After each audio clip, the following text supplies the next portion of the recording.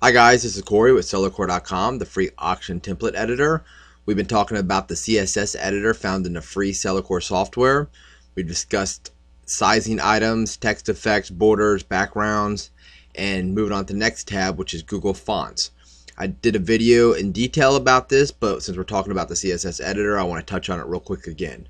So go to our template. Once again, it's just basic text. It says Sellercore CSS is awesome, and it's inside of real simple div text. No big deal. So we're going to split this. You can see that for this example, so we can see the links being popped in.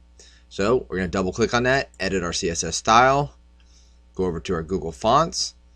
You can see our Google Fonts tab, and down here is our preview, and no CSS is currently being applied.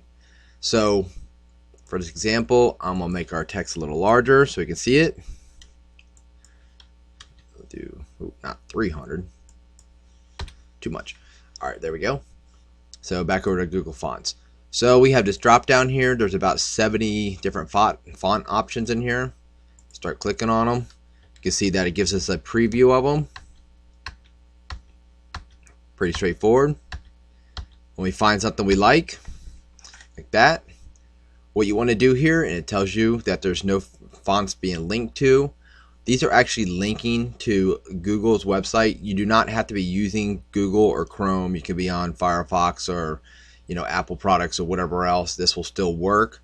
This just happens to be Google that offers this service. So I want to use this Chewy font. So I want to click this link this font. You can see that it drops that link into our HTML. Now it's available for us.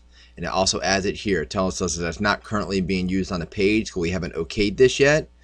So, and also if I go back to text over here, because it's available on the page now, we have our defaults and we have our linked fonts, and then there's our Chewy right there. So just like any other font, I can do anything I want with this. I can change the color, I can add letter spacing, I can do background text, shadow, and there it is.